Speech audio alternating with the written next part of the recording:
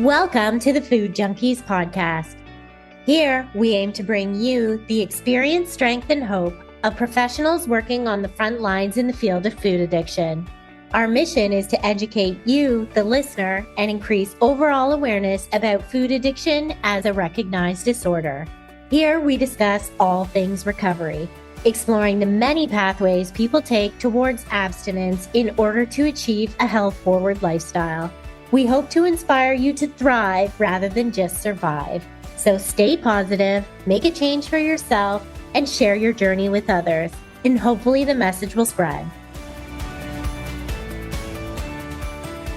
Hey, Food Junkies listeners, Clarissa here. Today we're diving into part 2 of our conversation with the brilliant and always insightful Dr. Nick Norwitz. And trust us, you don't want to miss this episode. We're cutting through the noise of nutrition science and breaking down hot topics that you hear about everywhere. Social media, your doctor's office, and even at family gatherings. Are eggs bad for you? Is fruit just nature's candy? Can you actually fix a broken metabolism? And what's the deal with olive oil, dairy, and carnivore? Some key takeaways from today's episode. Metabolism myths busted. What does it really mean to have a broken metabolism? And is it something you can fix? Fruit, is it a friend or is it a foe? The truth about fructose, glycemic load, and whether fruit fits into a low-carb or food addiction recovery plan. Dairy and heart health. New research is flipping old nutrition advice on its head. Olive oil and aging. A fascinating look at how a compound in olive oil might actually help with muscle health. And the carnivore diet, extreme or effective, why some people thrive on it and others don't. As always, our goal is to help you make informed decisions based on science without the sensationalism. So go grab your coffee, settle in, and let's get into it. Hey, everybody, we're back for part 2 with Nick Norwitz. So thank you so much for sticking with us today. We're going to cover so many topics. We're going to talk about eggs. We're going to talk about oil. We're going to talk about carnivore. We're going to talk about who knows. We're going to see where this conversation goes because we're having a good time.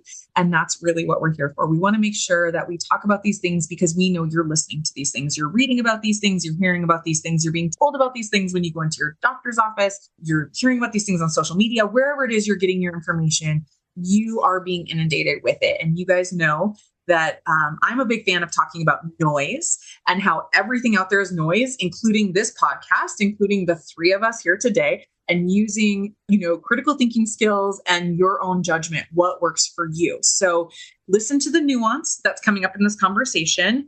Listen to how we go about deciding for ourselves what kinds of things are important to us when we're looking for information that works for us, and then see if that works for you. So let's jump right into it and kick off. Let's talk about broken metabolisms because this is one of your specialty areas, Nick. And I think that we know that in the world of food addiction, many of our clients come to us saying, well, I'm metabolically broken. I'm metabolically dysfunctional, eating too much of this, too many carbohydrates in the form of processed foods or whatever it might be has really wrecked how I process food. I can't drop weight.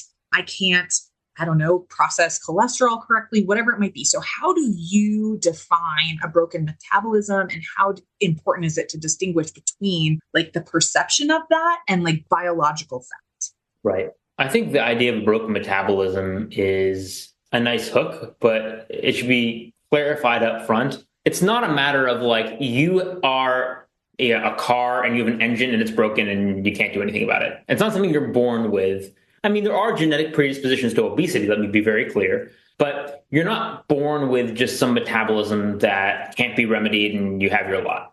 The way I think about a broken metabolism, or let's define it by its flip side, which is what is a healthy metabolism? And I think a healthy metabolism in the broadest sense is when your body is running functionally in a healthy state that keeps you free of disease. It also operates to some degree on autopilot. So you're driven to eat and live in a healthy way that doesn't require uncomfortable restriction.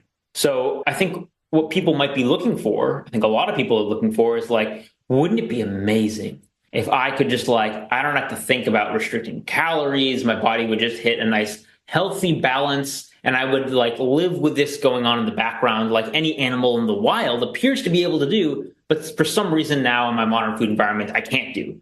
And I'm screwed and it's always on my mind and it's manifesting in, unhealthy, not even, I was going to say weight, but body adiposity. Actually, as an aside, there was just some new paper out in Nature and also the Lancet kind of trying to do away with BMI. We can get to that in a minute. That was like a day ago as we record this or something. But that aside, that's how I define a healthy metabolism and the converse of broken metabolism. So the solution, I think, is a mindset shift to be like, why biologically might I be dealing with the issues I'm dealing with?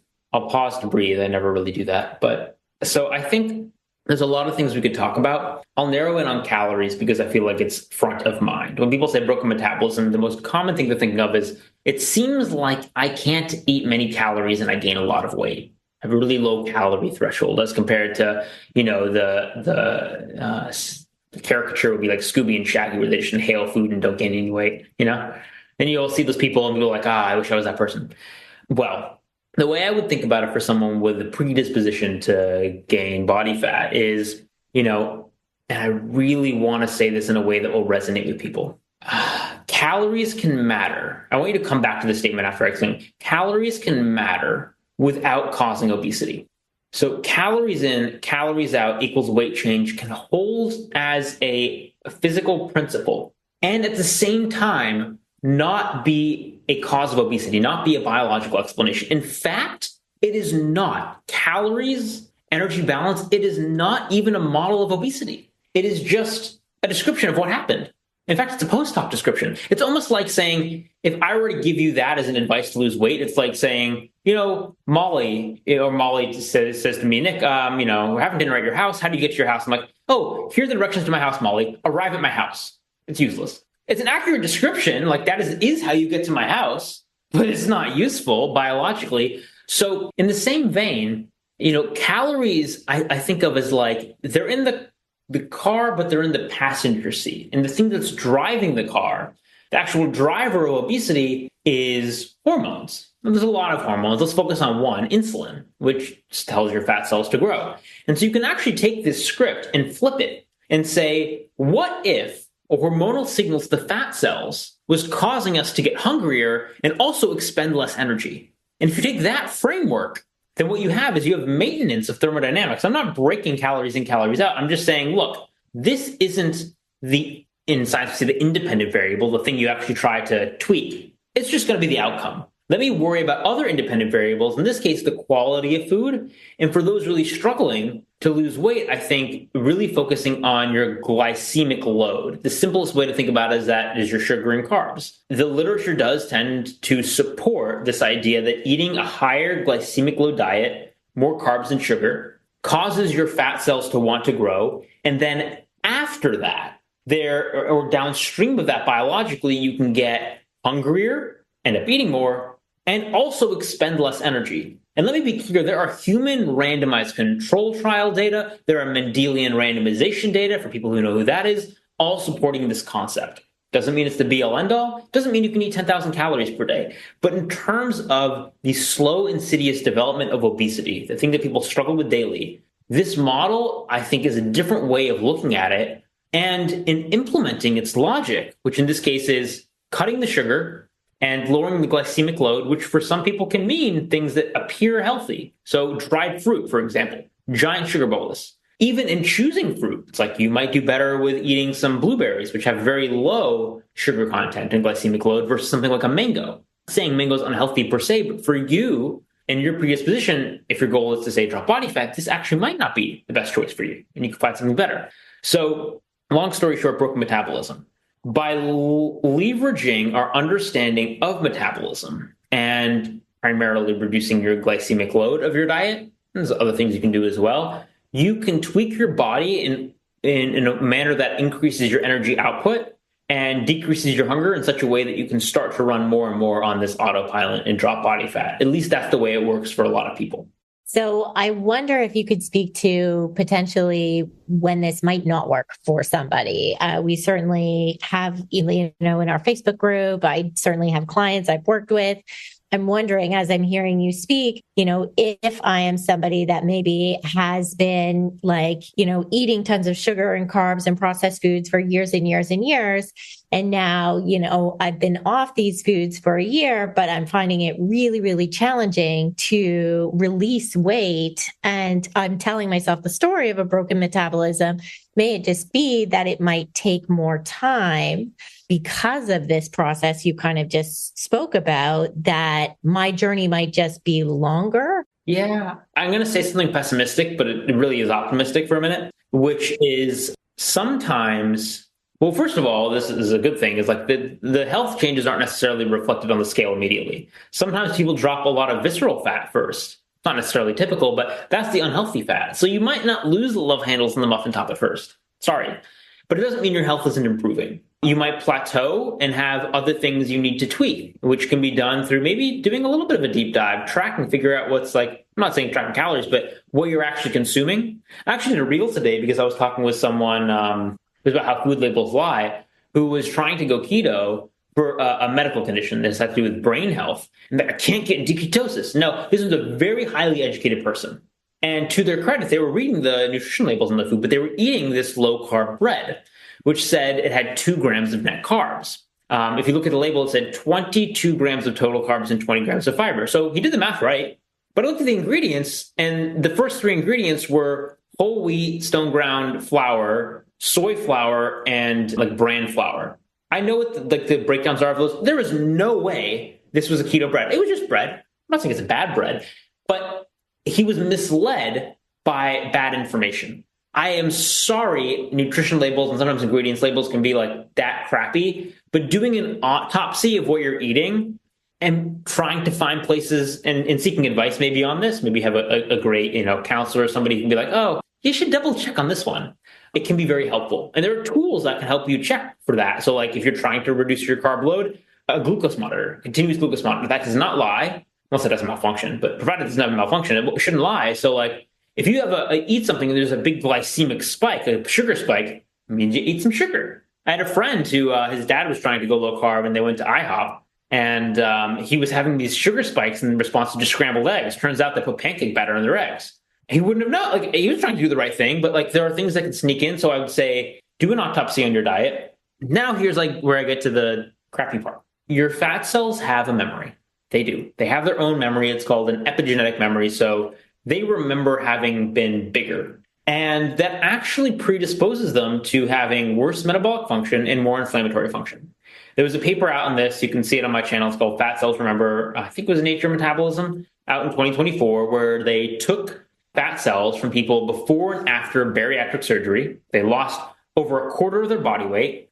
And they compared them to fat cells from people who were always lean. And they found even after 2 years after surgery and losing a quarter of their body weight, the fat cells, despite being smaller, had a fingerprint, a signature, where they had slower or down-regulated metabolic function and up-regulated inflammatory function. So the implication, this is me extrapolating a bit to be clear, but the implication is having had an elevated weight before can leave a metabolic scar.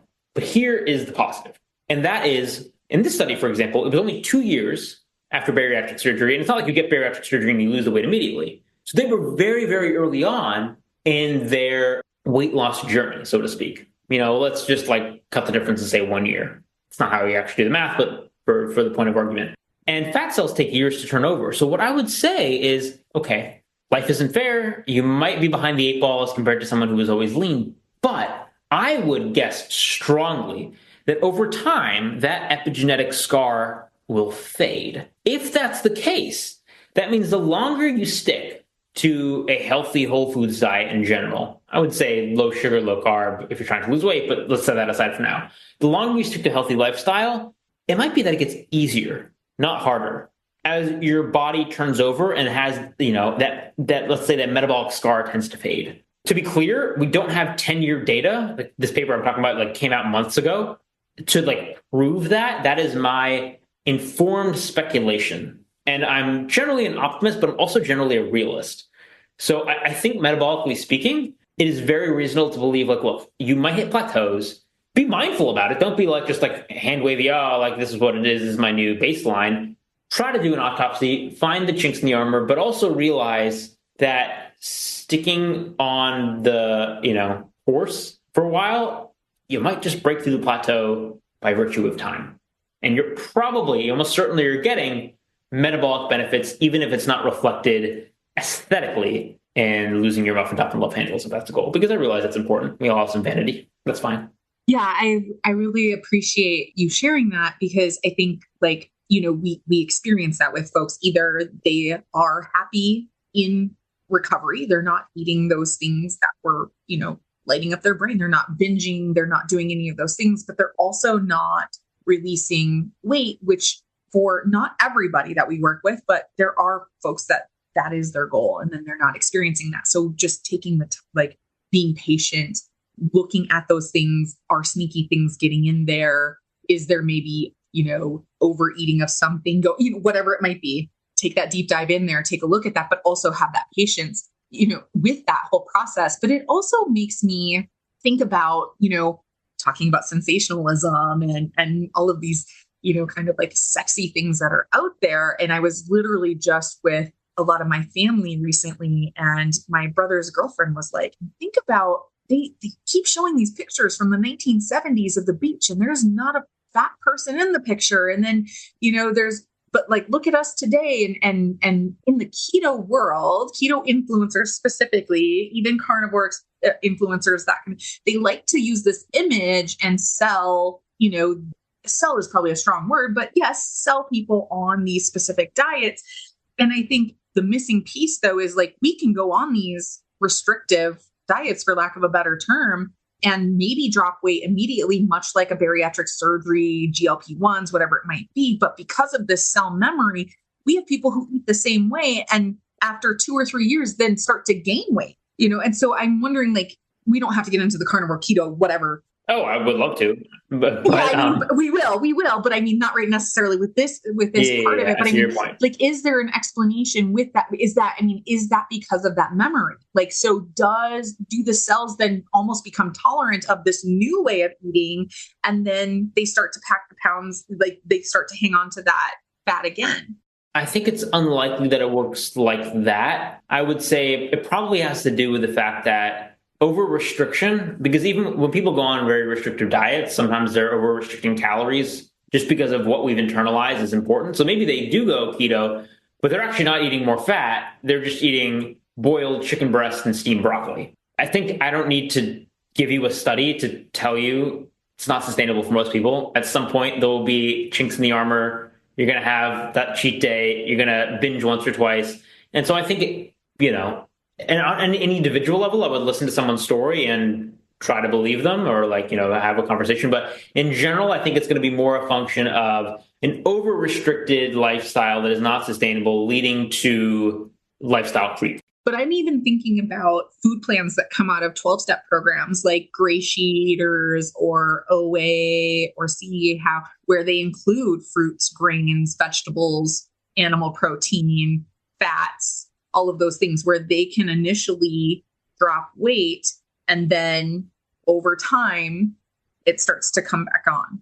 And I don't know, I get that I'm putting you on the spot with probably not enough information, but just based on what you know and understand about metabolism and what you were just saying about fat cells and how they have their own fingerprint, is there kind of any sort of inkling? I don't think your fat cells are going to be let's say the nucleus of the cause of the weight gain. It could be a matter of, maybe you eat in a way that does not favor good fuel partitioning. So it doesn't really matter how many calories you eat. It's about what your body does with the calories. So if you're putting it in lean tissue, to build up lean tissue, you're going to get more, muscle mass is going to burn more energy. If you're losing lean tissue, your basal metabolic rate is going to go down. There are other things that can just change the degree that you're doing non-exercise activity thermogenesis, or NEAT is the short of it.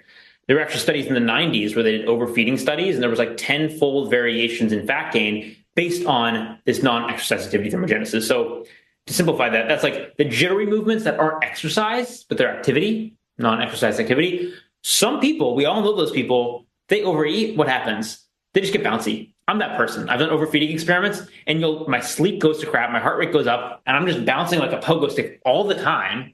Last time I did an overfeeding experiment, I just checked my phone on day 2, and it's oh, I got 27,000 steps. I wasn't trying to, it just happened. Sorry if I made people jealous there for a moment. But the point is, your body's very good at auto-regulating. So if you're eating a particular way that may be, like, say you're eating 1,100 calories a day, it might just be you lose a little muscle mass and, oh, your diet's just creeping up a little bit because just the smidgen because you're really hungry. And also you're moving just a little bit less, not even like your step count or time at the gym. It's not even conscious. It's just your body is fighting against you because you're not eating in harmony with what your body wants. I realize that's really fluffy, but if you're trying to restrict in a way that I'm actually more or less focusing on like calories right now. Like if your diet is focused on calorie reduction, and this is a little bit of a hot take, but I do think that sets you up for long-term failure. I do. And if people want to look at the paper itself, it was in Nature. Adipose tissue retains an epigenetic memory of obesity after weight loss by Hint, INTE et al. It was is the paper. It was November 2024. So pretty recent. We'll link it in the show notes. I'm wondering if we can kind of dive into some of the, whether it's controversy, at least in the food addiction world. A lot of people are like, fruit is nature's candy. Fructose is bad. Fruit has fructose, so fruit equals bad. And you're going to gain weight. Sticking with the weight. I mean, first and foremost, like I'm not going to be a fanboy of fruit. My position is not that fruit is like the health food you need in your diet. I don't think fruit is even necessary, but I also don't think fruit is unhealthy. And so let's start with the whole fructose thing, because the point I want to try to make is like, is fructose, a metabolically harmful molecule, even beyond just like, quote, empty calories? I hate that term, by the way, because I think all of these biomolecules have unique metabolic effects and it's not just empty calories. But the answer is yes. Like there are unique things fructose does inside cells and with respect to our biology that are harmful beyond just, being, quote, empty calories. One thing it does is it depletes energy within cells, and it can actually harm mitochondria by increasing intracellular uric acid and activating NADP oxidase and, NOx4, et cetera, Like we can get into the nitty-gritty. Point being, yes, fructose is metabolically harmful. So how do we square that with the fact that, fruit contains fructose? Well, in a lot of ways, but it really boils down to the poison is in the dose. And something people don't realize, most people don't realize, including most clinicians, is that most fructose you eat, if you eat it at a moderate dose, doesn't even get to your liver. So people think about liver as like the place fructose is doing its damage. It's stimulating, you might have heard of de novo lipogenesis, the generation of new fat. That's true if fructose gets to your liver. So how does the fructose, if you eat an apple, and it contains X grams of fructose, maybe 1/10 of that gets to your liver. Why? And the reason is your small intestine actually does a bioconversion of fructose. You can think of it as almost a protective mechanism to other organic acids and actually glucose. I could find the study. Let me try to remember what it was called. It was the small intestine converts dietary fructose into glucose and organic acids by Zhang et al. In Cell Metabolism. And it's a really beautiful study. I did a newsletter on it, but there's some beautiful graphs if you look at the newsletter of like how much fructose is in the small intestine and how much actually gets to the liver. And it's actually a small amount. So the thing is, this process can get saturated. It can become overwhelmed. So that's the difference between having 2 Mountain Dews or actually just even a giant bowl of cereal with orange juice and having like a fresh piece of fruit, is that in the former case, this junk food with a lot of fructose and high, processed fructose, table sugar, sucrose is half fructose, you can overwhelm the system to the point that, a lot of fructose is getting to your liver. But if you just have some blueberries, then actually the fructose probably never even gets to your liver in the first place, at least not in any appreciable amount, which is a pretty interesting thing.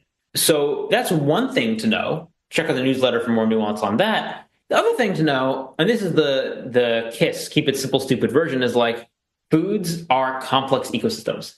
They're not one molecule. So, there are other things in foods that are having relevant biological effects.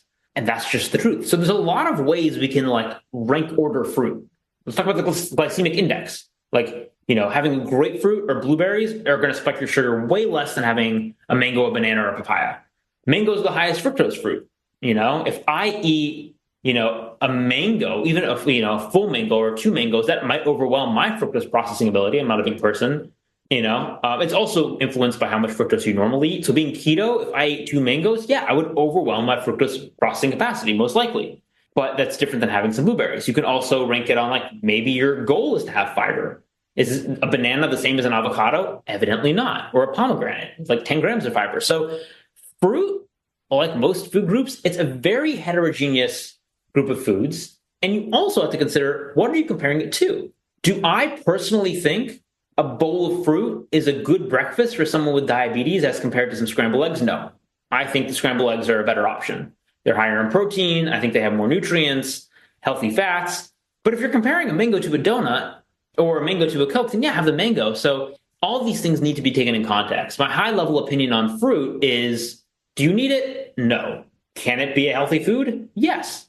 Do different foods rank differently depending on what matters to you? Absolutely. If you want to keep your sugar load low but still have some fruit, go for berries and low glycemic index fruit. Try to avoid the very sweet fruits like mango, papaya, banana. Again, doesn't mean they're bad. It just means if that's your goal, make informed choices. Again, like context matters. If you're sedentary and you have diabetes and insulin resistance, a banana might actually do some harm relative to eggs. If you're a 20-year-old track runner, having a banana before your practice, not going to hurt you, probably makes sense. So all these things need to be taken in context. So my position on fruit is kind of like that context matters. While fructose can still be metabolically harmful. Yeah, I was going to ask about that. Would it make a difference if somebody, again, was feeling like they were or had actual evidence that they are somehow metabolically unhealthy? Does that change then the opinion on fruit? Oh, 100%. So if somebody has like insulin resistance, I would avoid sweet fruit. I would. I know that comes off as like, I don't know if fear-monger is the right word, but like put a continuous glucose monitor on someone with diabetes and tell them to have 2 bananas. Don't tell them, but like if they had 2 bananas, you will see it. I've seen this happen. Their blood sugar can go to like 200-300. That is not a healthy response. Their body is not equipped to deal with that. That's fine. Again, using myself as an analogy, I'm a pretty healthy person, but context matters. I have a history of inflammatory bowel disease that is treated therapeutically with a ketogenic diet. Is, a sweet potato unhealthy? No. If I eat a sweet potato, do I feel sick? Yes. My context. I also just want to say, now that I'm just kind of skimming in the background through my newsletter, there is so much bad information on fruit. There was this tweet from WebMD, and they have 3 million Twitter followers. It says, bananas are a good source of potassium, magnesium, and calcium. That's 3 out of 4 nutrients you need to ease muscle cramps. A banana has 7 milligrams of calcium. To get your daily dose of calcium, you need to eat 150 bananas. You'd have a cardiac arrhythmia before you could eat enough bananas to have like an appropriate amount of calcium for the day. And you see these other things like reels, and I saw this like reel where it's like guava are the highest protein fruit. First of all, it's misinformation. Second of all, there's no relevant protein in guava. You don't actually eat this to get protein. This is silly. Or like mangoes are a high source of vitamin A. They're like, yeah, for a fruit, but again, compare that to liver. Like, there's no comparison. So in the social media ecosystem, you'll hear a lot of extreme positions about fruit. Based on what I just said, I mean, I hope people can agree. Fruit's not bad, but there's nuance here, and fruit might not be your best choice depending on your goals. Exactly. And different fruits are different. Exactly. Like it's that N=1, do it for science, put on the continuous glucose monitor, or if, maybe that's not available to you, like in the US, I think it's just now getting easier in the US.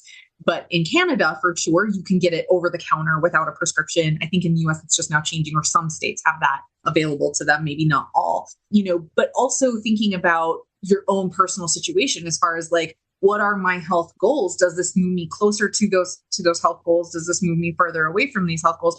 Also, like you said, if I'm looking for sources of protein, maybe I should be looking to different sources for that versus my fruit. But if I'm going to be picking a fruit based on its I guess like nutritional, like nutrient dense, nutritional, what am I thinking? Like markers, whatever we want to look at. Yeah, overall properties. Yeah, exactly. Like, what is it that I'm actually looking for here? Because I'm thinking about like, I haven't eaten an orange in years. I don't even remember the last time I ate an orange. And we picked up some fruit the other day for my kids to go, to add to their breakfast, because they do eat eggs and sausage every morning for breakfast, good, bad, or indifferent. I don't know, but at least I know they're not like having sugar crashes when they go to school. But, we add some fruit, and there was a peeled orange in one of the containers, and I had it. And I was just like, is this moving me closer to my health goals? Probably not.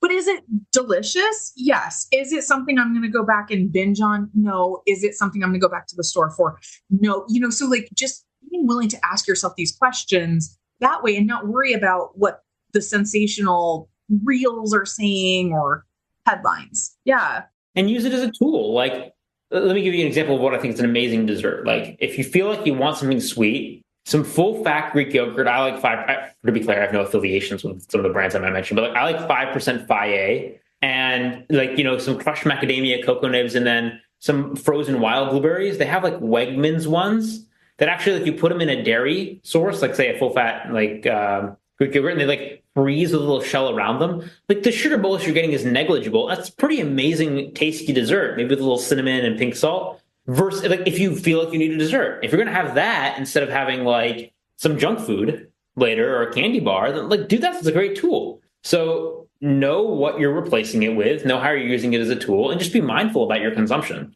depending on your goals. Are you that 20-year-old track star, or are you, 40, sedentary and trying to lose some weight? Definitely. It's so my oldest sister-in-law she has very young children, and she says there's such a thing as fast fuel and slow fuel. Like when she's talking about food to her little ones, and that's exactly how she, like, are we going to go do this thing? You need some fast fuel. Are we doing this other thing? Maybe we're not as active today. Maybe we need slower fuel, but we need a combination of all of those things. So thinking about, how that makes sense for you in that context. And when it comes to kids, let's just be clear, like, the rules do tend to change. Like, you want kids to get an insulin spike and grow. Insulin, like, is appropriate in a growth context. So, like, anything I say for, like, assuming someone's listening who is their average American, that rule changes if you're a growing 13-year-old.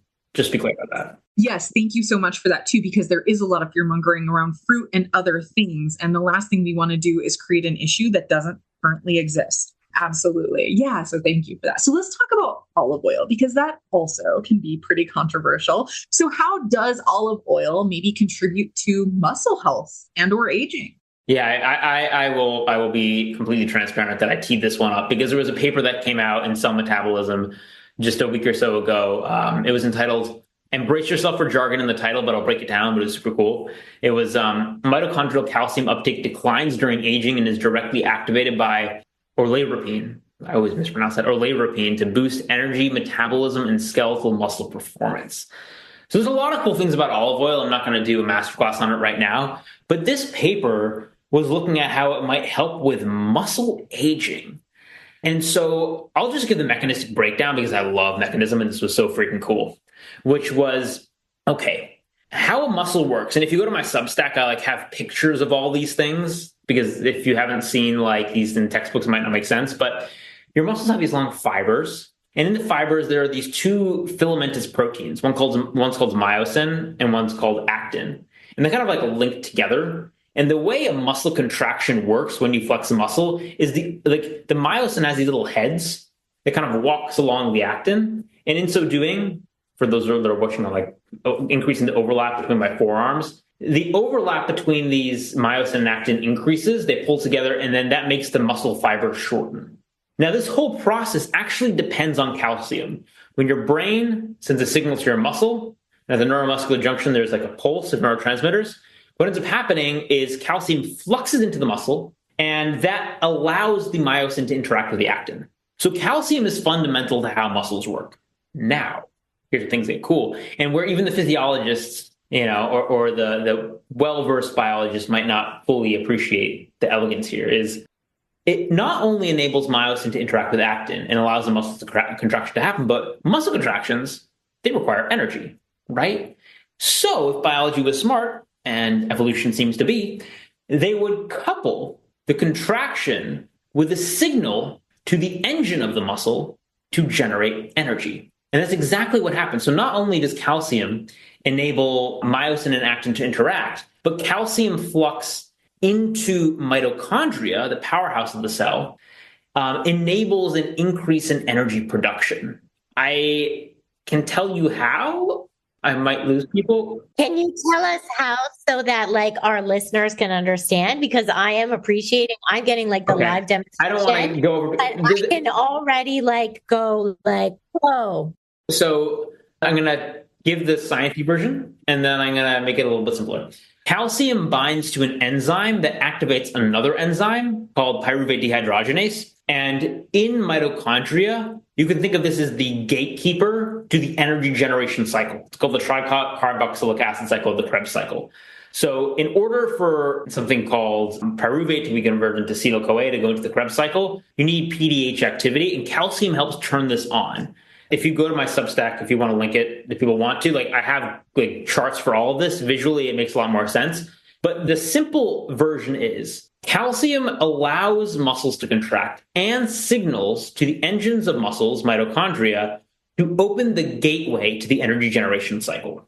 Now, where does olive oil place into this? Well, I need to introduce some more players, which are proteins called MCU and MCUR1. What is it? So MCU was mitochondrial calcium uniporter. So anyway, it's a transporter for calcium, is the point. And allows calcium in. MCU and MCUR1, they work together. So they're a couple. They're like Batman and Robin was my analogy. SpongeBob and Patrick, something like that. You need them together. And they allow calcium to the mitochondria. So you need these to allow the energy doorway to open to the Krebs cycle and energy generation. But here's the thing. These proteins, in particular the MCUR1, decline with age. And they decline with sarcopenia, so muscle wasting that happens with age. So if you take humans and look at the levels of this MCUR1, again, which is critical in getting calcium into mitochondria so the energy doorway can open, it declines with age, and it declines in age-related muscle loss in humans. Now, what they were able to show in a mechanistic study is that this oleuropein, which is actually found in the olive leaf primarily, and to some degree in the olive fruit, can increase the MCUR1 that declines with age, which, the theory then will be, okay, you can reverse what's happening with this transporter so that you can get more calcium into muscles so the muscles can have a better metabolism. At least that's the idea based on what we see in humans. And just to be clear about how they went about doing this, they actually did a agnostic screen of 5,571 natural compounds to see what might interact with these calcium transporters. And then oleuropein was what stood out. So then they did further tests on oleuropein. And to make it causal and mechanistic, they did it in mice where they can genetically turn things on and off and do experiments. And what they found was remarkable, that you could rescue the metabolic profile, that you could increase a mitochondrial function by supplementing with olive leaf extract, oleuropein-rich olive leaf extract. In young mice, it not only improved markers of mitochondrial metabolism, it improved endurance performance on a treadmill running test. And in old mice that have the mouse equivalent of age-related muscle loss or sarcopenia, it actually increased muscle mass, which is pretty incredible. So yes, this oleuropein polyphenol that is found in the olive leaf potentially can help with age-related muscle decline. Now, this is a mechanistic study. I don't have a 20-year RCT, probably never will, but it's really cool physiology. And the thing I want to highlight about it, also with respect to our conversation about fruit, is that you don't see this on a nutrition label. There's so much more to the foods we eat and how they impact our biology than you're going to find on a nutrition label, which is why, if you pick one thing around from this jargon tsunami I just threw at you, it's whole foods are complex. They have complex impacts on your biology that cannot be reduced to a nutrition label. So if you do one thing, be it eat high carb, low carb, carnivore, vegan, whatever, I think eating a whole foods diet is going to get you a lot of bang for your buck because of cool mechanisms like this that you're not going to be able to easily discover on a nutrition label. Can I ask something about that too? So, sorry, just clarifying question. So just clarifying. So there's the compounds, whatever, in the olive oil leaf helps calcium get into the cells, which helps to... Calcium get into the mitochondria specifically. Okay, which then protects against or even helps improve muscle mass in a person. There's not muscle mass findings in people. So there's findings that the MCUR1 levels decline in people and that you can recover the markers of function. But in terms of causal outcomes, they did those experiments in mice. That is an appropriate caveat. What I will say, though, again, it comes down to the practicalities of what you This is brand new literature. And to then get, you need to do this before then you do the human trial. Also, a human trial of this sort will be so incredibly expensive that just because the data aren't there in the literature yet doesn't mean it wouldn't work. In fact, we can speculate that it would work. I can't promise you that because we don't have the data to say it, but that is the limitation of looking at the cutting edge science is that just somebody hasn't run the study. Yeah, but why I ask, I guess, is because I'm really curious about this. So these the enzymes or whatever it is in the olive oil leaf that's helping the calcium get into the mitochondria. Like you were saying, it's not even necessarily everything that we are eating. It's like, what are we actually absorbing? Like, how are we processing these things? All of that, right? So there's that piece of it. So if that compound or those compounds help calcium get into the mitochondria, and I think there was recent literature, this might be going off on a tangent, there was recent literature that I think literally just came out of Oxford itself, talked about increasing calcium intake actually lowers colorectal cancer. Yeah, I don't know how that's related, but yeah. I mean, well, I guess as far as like, do we actually have to eat more calcium, or would it be beneficial to have a way to get calcium into our cells, or is it completely unrelated? I don't think with like, say you're doing like olive leaf extract supplementation, you need to hyperdose calcium. Your body is very good at having like, good calcium, like appropriate calcium levels outside of cells. I mean, get enough. Generally 1,000 milligrams is recommended. If you're eating 300 milligrams of calcium, check that. But you don't need to like have 2 grams per day. I will also caveat, going back to our prior episode where I'm not going to be sensationalist, I kind of lied in a sense that this isn't, we said olive oil. The oil doesn't tend to have that much oleuropein. It tends to be in the leaf. That said, if you go searching for high oleuropein olive oils, there are a few, depending on the processing. But I just want to clarify that your average olive oil, and we can talk about how to select a good olive oil because that's another kettle of fish, won't be actually that high oleuropein. So this more was a lesson in how cool biology is. Maybe eat some olives. Want to have some olive leaves? Great. Olive extract if you want, like your call. But your average olive oil, like the olive oils I eat on a daily basis, aren't super high in oleuropein. If I were 50, would I probably be taking olive leaf extract now based on these data? I probably would. I'm not saying do it. I'm just saying that's what I do because I find that I read this paper. I'm like, this is legit enough that, yeah, I do this. So I'm young. I don't have sarcopenia. And to be very clear, oleuropein is not going to replace push-ups or resistance training. You still need to do work, but it's cool. It's cool to think that a compound found in the leaf or a high oleuropein oil, which is like just fat, could benefit muscle health. And just to think about how complex this is. It's not like, you hear influencers be like, get your 30 grams of protein every meal. It's not that simple. It's never that simple. And I like highlighting the complexities, if for no other reason than I love to share awe with respect to metabolism by biology. Because it's such hard, interesting science. And I think people have this idea about nutrition is like, eat your 5 a day, have your balanced diet, have your my plate. And I'm like, it's so much more than that. In fact, it's kind of funny. Whenever my parents introduce, say what I'm interested in, they're like, Nick's into nutrition. I get this cringe down my spine because I know what everybody thinks. That's a fluff science. I thought that before I was forced via a personal journey to really dig into literature like this. And I'm like, wow, this is the hardest science there is. It's just that the space is kind of diluted with junk. Sorry. No, I love that because I think you really speak to how nutrition science can be legitimized now, and that there is sources out there which can feel so much more accessible rather than just, even when people are like, oh, I'm a nutritionist or, I study nutrition. It's like, yeah, I totally can appreciate that, your feelings on that. Yeah, I haven't had the best luck with the nutritionists. My mom says, don't have anything nice to say, don't say anything at all. I'm not very good at that rule, by the way. If somebody watched my YouTube video, for example, from this morning, I had a little bit of a online beef, which I do very purposefully. But needless to say, if somebody's listening and they rolled their eyes and are like, I've dealt with a nutritionist and I didn't get any help, I feel you. I've been there. Yeah, that's fair. That's fair. It's really Some hard. are amazing. Some dietitians are incredible. Right. Nutritionists and dietitians are different, but point being, there's skepticism. There's a loss of trust. We talked about that in the last episode. I appreciate that. I've been in the patient's chair. Yeah. And, trust your instincts. If it's not for you, then there might be somebody else that is. So we want to talk about still 2 things, dairy, carnivore. Which one do you want to hit first? Let's leave on carnivore because that's the more messy one. The thing I wanted to say on dairy, just because there was a big new study out that was looking at a UK biobank cohort and Chinese cohort, and then also did a meta-analysis of existing literature on dairy and cardiovascular health.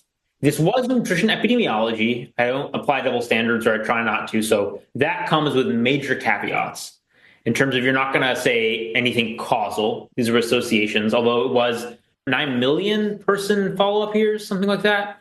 So it was, incidents. And basically high level, they found total dairy intake associated with lower cardiovascular disease risk. In the UK cohort, it was lower cardiovascular disease and lower stroke. In the Chinese cohort, it was actually complex because the coronary heart disease seemed to have a little bit of a positive association, which is not good, but also lower stroke. That's actually quite interesting because maybe there's genetic differences between those populations, or maybe it was a dose effect. People in the UK eat about 4 times more cheese or more on average. So maybe you need a lot of, I'm going to actually say dairy, because then what they did, and this is the reason I wanted to bring it up, is what I loved about the study is they did breakdowns by different types of dairy: milk, yogurt, ice cream, cheeses.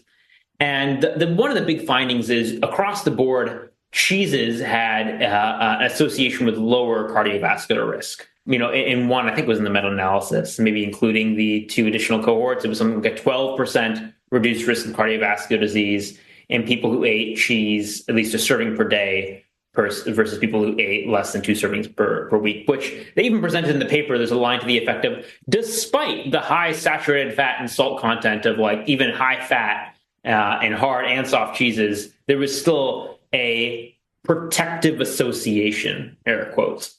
Take that with a grain of salt because it is an association. But the reason I think it's worth bringing up is it does counter current simplistic narratives about the impact of even things like saturated fat and salt on heart health, because these are complex foods. And, there's a lot of things that dairy can do that's super healthy. It's high in protein, high in calcium, we talked about, high in vitamin K2. It can be probiotic if you're having fermented dairy, blue cheese, kefir. So I think dairy is one of those foods, like eggs, that people steer away from, in part because they say, oh, it's high calorie. We already talked about calories, especially at the beginning of this episode and the last episode, and then high saturated fat. Guess what? Even the large scale epi is not throwing cheese under the bus now. It's saying, no, it actually might be cardioprotective. So I thought that was just a fun nibble out there. I'm also making a video on it. I looked at the V1 this morning. By the time this episode comes out, it might be out. I will warn people, it is incredibly heavy on the puns. So don't watch it if you don't like puns. But I am a pun monster. So you should be ready because I'm going to churn out the puns. It's just like I go over the top. I have fun with it. So anyway. So this is so good. And I'm so glad that we're talking about these things, especially the topics that we are talking about, because from a food addiction perspective, we do have clients who experience addiction like responses or symptoms to things like fruit because of the sweetness, to fats like oils, and to dairy. Now, whether that's everybody's experience or not is not what we're trying to say, but that we do have individuals who do have those symptoms and experiences. So like for those who are listening, who that's your truth, we are not trying to sell you on these things, but what we are trying to do is have a conversation around how these things are nuanced from more of like that health perspective or the noise that's out there about them when it comes to should we be ingesting them at all. Yes, exactly. I don't care. I mean, like if you have a cheese addiction or self-described cheese addiction and don't want to eat cheese, don't eat cheese.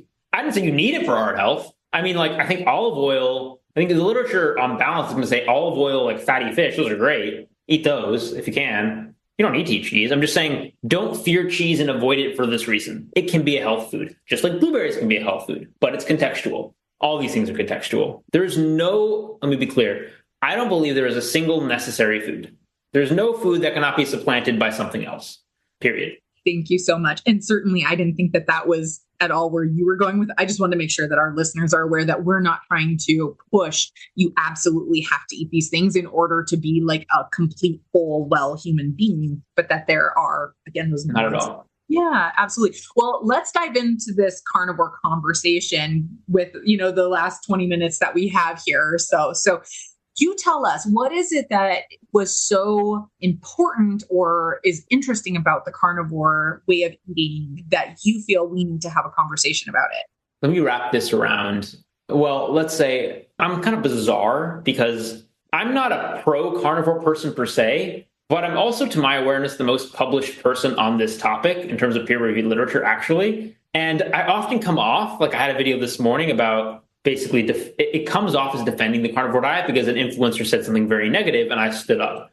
Now, the reason I do this is not because I think carnivore diet is optimal, not because I think you need to eat meat, not because I think, plants are poison or broccoli is a conspiracy theory or any of the things you might hear from certain camps. I'm not saying that.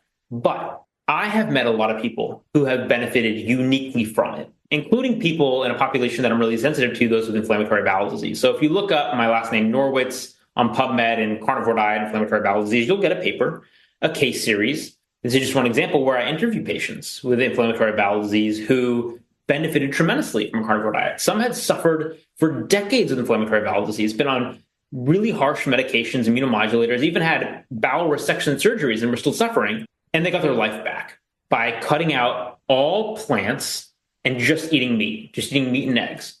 And their stories matter. And I believe them. In fact, there are many, many stories like this. When you hear a person be like, this is how my life truly changed. Like my life was literally saved. Like I was suicidal. And this is what recovered my quality of life.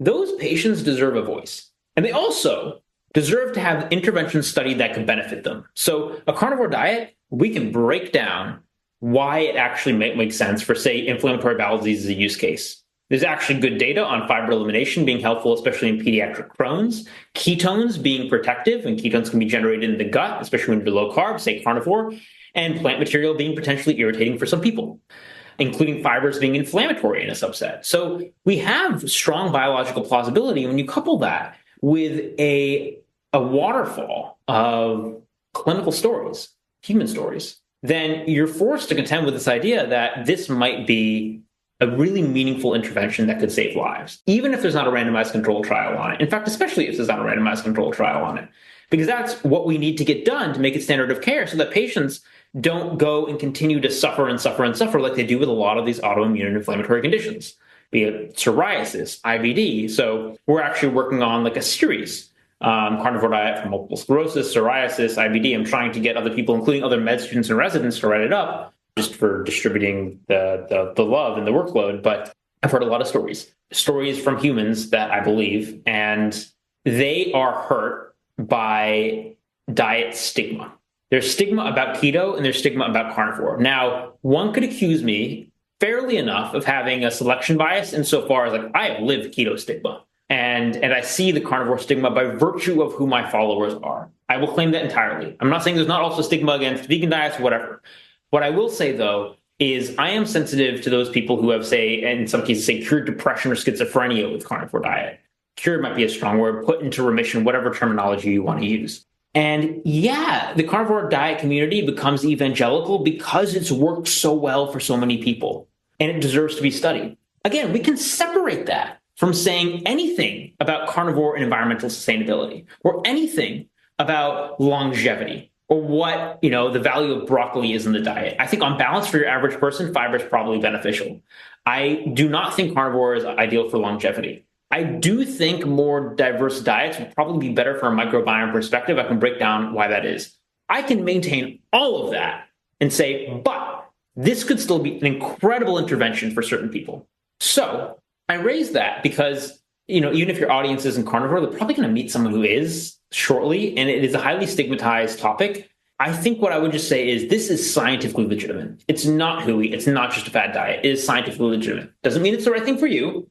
Doesn't mean it's the right thing for most people. Doesn't mean it's sustainable. Doesn't mean that animal welfare isn't an important topic. That's something I'm very, very actually sensitive to myself. We can get into that. But it is scientifically legitimate. Now, it was on my mind this morning because I dropped a video in response to someone some people may know. His name is Lane Norton, who just went on a diatribe against carnivore diet. We don't have to get into it. You can watch my video if you want. I've responded to him in the past. But the reason I was provoked to respond is because his actions were, first, he was misrepresenting it and giving poor citations. Now, irrespective of what you think of a carnivore diet, like, manipulative citations and then not owning up to it, and then also bullying and harassing people, which he's done, that's not appropriate. And I stand up against, I have a very low threshold for bullies, so I tend to stand up, against these issues when they arise. But it's an awkward position because it's just like the incentive structure. We talked before about incentive structure. I forget if it was this episode or the one that would have been released last week, but there are easy points to get by bashing on the opponent. So a Seco bro, calories in, calories out bro, bashing on carnivore. and saying it's all about the calories for weight loss. Or a carnivore person bashing on vegan, also not nice. Whatever it is, understand that in social media, there are so many easy points to be scored by attacking the other. And I see this a lot with carnivore, just as a case study. So yeah, you got my flavor on carnivore. I think it's interesting. I don't think it's for everyone. I think it will be very powerful, and I think it needs to be studied more. I do not think people are going to drop dead of a heart attack because of a carnivore diet. I do not think meat causes cancer. I do not think meat is unhealthy. I think meat can be an incredibly healthy food, but you don't need to eat it if you don't want to. Hey, Food Junkies listeners. We're just going to take a quick break here to share with you something our team thinks could help benefit your recovery with food, body, or self. Thank you again for listening. The biggest event in food addiction and metabolic health is here. Join us in London, September 4th and 5th at the Royal College of General Practitioners for the International Food Addiction and Comorbidities Conference. This must-attend event will bring together world-leading experts to dive deep into food addiction, type 2 diabetes, mental health, cardiovascular disease, cancer, and more. What can you expect? September 4th is going to be a full day dedicated to food addiction. Cutting-edge research, real-world clinical applications, and the latest strategies to help those struggling with food addiction. September 5th is going to be a deep dive into the comorbidities, exploring the links between food addiction, type 2 diabetes, cardiovascular disease, mental health, cancer, and beyond. International experts will be sharing groundbreaking insights that will shape the future of food addiction treatment and public health policies. You'll also get a chance to network with the top professionals, researchers, and advocates who are making a difference in the field.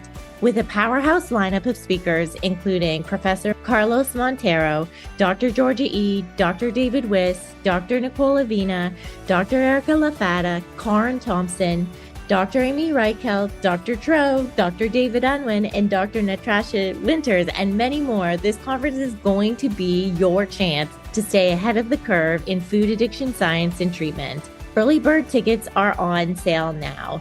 This is your chance to be part of a game-changing event that is shaping the future of food addiction treatment and metabolic health research. In-person spots are limited, so secure yours today. We'll put the link to buy the ticket for in-person or live stream in the show notes. Register now, and we'll see you in London. Now back to the show.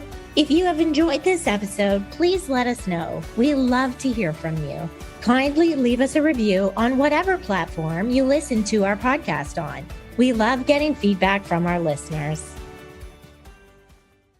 We actually have quite a few clients who start off, are really struggling with figuring out which foods are, really activating me. And they maybe want to start off like a carnivore kind of reset and then start to introduce foods, which then kind of allow them to understand how each food kind of, makes their body respond better or different. I've definitely heard of that. I've tried that because my gut's so screwed up. Basically doing all right, if you think, I have microbiome dysbiosis, I don't know exactly what's wrong with it, but it's all kind of messy. It seems kind of logical. I'm going to reset the clock by doing carnivore for 4 months, then titrate in slowly, maybe starting with fermented food and a strong probiotic.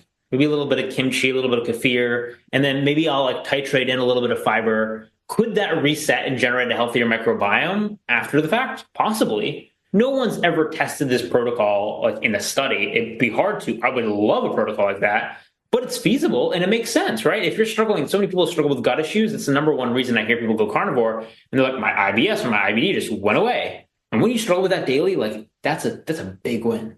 So, which is so interesting because we know people who have gone carnivore and then developed symptoms of IBS. So that is a legitimate thing to contend with and caution. So I mentioned before, I think, a diverse diet can have benefits. The way I boil that down is, think about any ecosystem. Coral reef, a rainforest. What makes it resilient? Diversity. Diversity in an ecosystem makes an ecosystem resilient. It's the same with the microbiome. And if you define metabolic health, or let's say microbiome health, as resilience to some outside insult or flexibility, then it kind of makes sense. You want a diverse microbiome ecosystem. So if you have a healthier gut at baseline and then you starve it and you develop something that has less diversity, it might have less resilience. When you then introduce a challenge, say some broccoli, that it could deal with before, I might not be able to handle it now. And so you might get IBS symptoms in response to foods that previously didn't cause you issue. The good thing is you probably are able to adapt in the other direction as well. Human microbiome is complex, but if at baseline you have pretty good gut function, you probably can recover it. It's complicated. There might be some people that are just like, I'm sorry, screwed. I say this pessimistically because I think I'm one of those people. There are things that just we don't understand why, but they can have really long-lasting impacts. So, by example, I got IV antibiotics as a neonate for a fever. That's known to increase your risk of developing ulcerative colitis even decades later by 500%. I developed ulcerative colitis because when I was 0 years old, I got maybe there was a contribution of getting those IV antibiotics. How it manifested 2 decades later, I don't know. Am I screwed up for life because at a critical period of my life, I had an insult to my microbiome? It's possible. And it's the lot I have to live with. I don't actually think it's that big a deal in the grand scheme of things, because one thing we kind of mentioned before is like, look, biology doesn't play fair. We all have our sensitivities. I'm blessed with not struggling with a weight problem. But yeah, my gut's kind of screwed up. I don't know what degree getting antibiotics at age 0 contributed to that. That's my predisposition. We all have predispositions. Some of them just manifest visually and others are more secretive. But bear in mind, like, it's very easy to have a negative selection bias and be like, why do I struggle with this thing? I mean, everybody feels that way, but everybody's thing is different. Sometimes taking a step back and being like, everyone's struggling with something. This just happens to be my thing. It's a lot I got in life. I'm going to accept it and just take it on as a challenge is the healthiest attitude you can take. Thank you for sharing about that, for sure. Because I always wonder, I'm like, why does one person have this response and another person have that response? And how can that even be? But that helps to break that down. We don't always know. And it's just something we have to deal with. Yeah, exactly. Those nuances. And like you said, it's like the cards that we've been dealt, and then how do we play them? How do we leverage them against whatever it is that's out there in a way that works for us? Yeah. So we are just about out of time, and we appreciate you so very much for this amazing conversation. I have a question and Clarissa has a question. So my question is, Nick, for our listeners who are super interested in you and what you have to say and what you do, where can they find you? Yeah, I'm on all social medias at Nick Norwitz, NickNorwitz. There are no other Nick Norwitzes that I'm aware of. I'm easy to find. I'm most active on YouTube. At least twice a week, I post a video, usually breakdowns. I have a great animator, so they're usually pretty easy to follow. I get a lot of nice comments on that it was very technical, but also easy to follow. I'm active pretty on Twitter and Instagram, Nick Norwitz, across all those platforms. If you want the earliest breakdowns to like Breaking Science, my newsletter, usually I'll read a paper and write the newsletter up on the spot. So you might get like the day something comes out in science, if it's a big story, like I might drop a newsletter breakdown or like 24 hours later. So I'm pretty on top of that. And I'm most responsive in YouTube comments day one. Usually I'm just combing the comments of a video and responding. I like engaging there. I'm also on Threads, Facebook, LinkedIn. I'm trying to get everywhere. As a full-time PhD scientist and medical students and trying to be a loving boyfriend and taking care of myself and managing all that social media and not having a team, it gets to be a lot. So I apologize if I don't get your comments. My inboxes and my comment section are just like insane, but I love engaging with people, as you can tell. I'm a talker. I'm passionate about this. And what I'll say to your audience is my intent. I really started putting effort into social media New Year's 2024. This has been 1 year for me. I intend to be here for the next 50, 60, 70 years. So I appreciate the early engagement. The people who find me now, say are my early adopters, I have high aspirations, big dreams, and not to pat myself on the back too much, my dreams usually do come true. I work hard at it, and I love sharing data. And their feedback, your listeners' feedback at this early stage in my career are my data to develop as a communicator. I'm not trying to be a guru. I'm trying to tell you I'm a 29-year-old, very excited PhD, soon to be MD, will be going off into the world to have this mission to make metabolic health mainstream. And I'm new at this, and communication is a skill I want to develop for the rest of my life. So I'm not trying to be all wise here. I'm trying to be like, I'm on this journey with you. Give me your feedback. I'll try to listen as openly as I can, and we'll evolve and learn together. I have a lot of fun with it. Well, I will say you were pretty responsive. Like I emailed you and you zippity zip right back. So I feel like your communication skills are on point, Nick. And it's perfect. I love it. I was just thinking the other day, red light therapy, is that worth knowing something about? Boom. boom, in my email inbox was your newsletter on red light therapy. So I love that I can go to like your YouTube channel or your Substack, all of that, because I feel like it's a really I will say unbiased opinion on the information that's out there is how I read it anyways. Thanks. I always love playing devil's advocate. You can tell. So you might get one thing is like, is he promoting carnivore? And the next thing is like, why fruit is like not bad. And I do that very intentionally. And I also try to one thing I said earlier that I want to reinforce, I do not feel the data or other people's narratives have any impact on my personal journey. So I will, if there's good fiber, or there's good data on fiber that I legitimately think like this is good, I will say these are good data. Even if I don't eat a high fiber diet, I don't care. Or if there's something concerning, like legitimately concerning, honestly, it hasn't happened, but that comes out about like unprocessed red meat, I'll be like, this is legitimate. You should look at this. I try not to hold double standards. I try to evaluate the data as the data. And yes, I'm more sensitive to like the keto side of the thing because that's just the life I've lived. It's the community I've built. But I try to be generally diet agnostic with respect to data coverage and also things non-data. So I have stuff on like cold exposure coming out and, specific pore-resolving mediators, red light therapy, sleep, breathing, everything metabolic health is of interest to me. Yes. And that leans into our signature question, which is if you could tell a younger version of yourself something critical about metabolic health, what would it be? You don't get a free pass for being skinny. I'm dead serious. I mean, I say that the only reason I'm joking about that comment. I love that because the thin ideal. Yes. Go ahead. Sorry. Well, I wouldn't have believed me. I wouldn't have internalized because I know what I was like in college. And if you said, Nick, you shouldn't have cookies, they're hurting you, I'll be like, screw you. I just worked out for 3 hours. Me and my bros are going to get the spaghetti and the cookies. Actually, fun fact, in my valedictory speech, I promote cookie consumption because we used to have cookie eating competitions and my friend set the record eating like 6,000 calories in soft baked chocolate chip cookies. I almost went to Dartmouth because their cookies were so amazing. And it ended up as a statistic in our graduation book next to like students with military accommodations, like number of cookie eaten by valedictorian's friend in the dining hall. So I've come a long way. But I seriously bring that up because it's like we're of this mindset of your body tells a story. The thin person is healthy. The person who has more weight and are elevated BMI in the quote obesity range, although that might be overturned soon, is unhealthy. It's so much more complicated than that. And the foods we eat, I said I don't like the idea of like saying fructose is empty calories.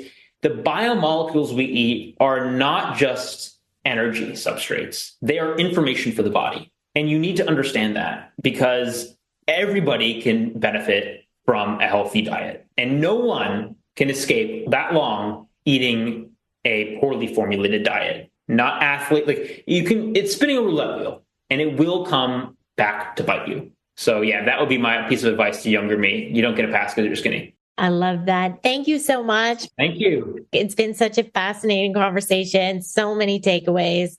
And I think we're going to have you back again. That'd be fantastic. Absolutely. Thank you. Thanks for joining us this week on Food Junkies Recovery from Food Addiction. Make sure to join our Facebook group, Sugar Free for Life Support Group. I'm Sweet Enough. Molly and Clarissa are food addiction professionals who offer one-to-one counseling and group coaching through Sweet Sobriety. Please subscribe to our show so you never miss an episode. While you're at it, if you found value in today's episode, we'd appreciate you leaving us a review on your favorite platform. Your feedback helps grow our show and allows us to reach others who need to hear this message of recovery. Don't forget to pick up a copy of Dr. Tarman's book, Food Junkies. And as Vera always says, the power is ours.